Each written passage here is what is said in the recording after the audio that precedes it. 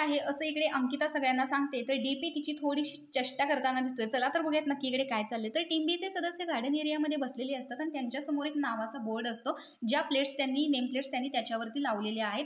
तर इकडे आर्या विचारते, प्रभू वालावलकर म्हणजे असं नाव का आहे तुझं? तर ती सांगते की माझ्या बाबांचंच नाव आहे प्रभू वालावलकर. तर डीपी म्हणतो की अरे अंकिता प्रभू वालावलकर म्हणजे अंकिता प्रभू तिच्या पप्पांचं नाव आणि वालावलकर. तर ती सांगते की नाही, बाबांचं नाव प्रमोद आहे आणि माझं प्रभू वालावलकर हे आडनाव आहे. तर डीपी सांगतो की नाही नाही, आणि हे सांगताना अभिजित करेक्ट करायला जातो, तर तो सांगतो की गप रे. तर अशा प्रकारे इकडे अंकिताच्या नावाची चेष्टा आहे. तर ती सांगते की लग्नानंतर मी माझं नाव अजिबात चेंज करणार नाही, मी प्रभू वालावलकरच ठेवणार.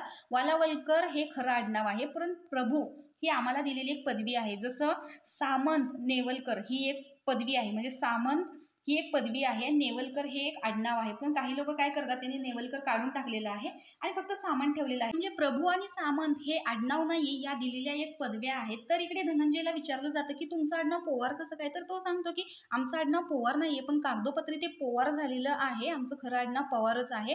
तर इकडे अभिजित सुद्धा सांगतो की आमचं सुद्धा नाव एडवणकर आहे बायकोच्या तिकडचं, पण ती कशी लावते, शिल्पा एडवणकर सावंत. तर आर्या म्हणते की तुझ्या नावाला प्रभू वालावलकर हे सूट होतं. तर ती सांगते की काही लोक प्रभू काढून टाकतात, फक्त वालावलकर ठेवतात, काही लोक वालावलकर काढतात, प्रभू ठेवतात. तर अशा पद्धतीने इकडे आडनावांबद्दल चर्चा होताना दिसते.